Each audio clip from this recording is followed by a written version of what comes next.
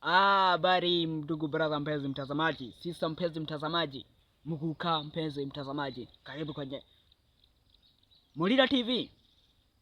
Taarifa ya saa 6 kasorobo. Every saa 6 kasorobo tunakuanga na taarifa. Usisahau hii channel, unaweza pia subscribe. Usisahau kwenye hii channel yetu, unaweza pia like, share and comment. Don't forget. Kwenye taarifa inayotufikia wakati wa sasa, kuna kuku imeweza kukula ng'ombe. Hii kuku ni kuku ingine ijulikani kwenye imetoka. Hii kuku iliweza kukuta ng'ombe iko imetulia tulituli. Ng'ombe iko imetulia tulituli, nayo kuku ikakula kula.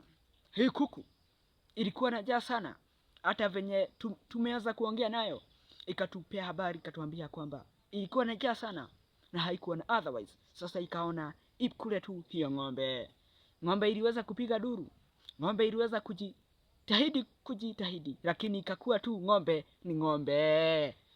Sasa hii kuku inatafutwa, na mwenye ataiona hii kuku ataweza kupea zawadi ya 20,000 Kenyan shillings. Pia wewe ukiona hii kuku unaweza kutupigia ripoti kwenye nambari yetu 0766556715.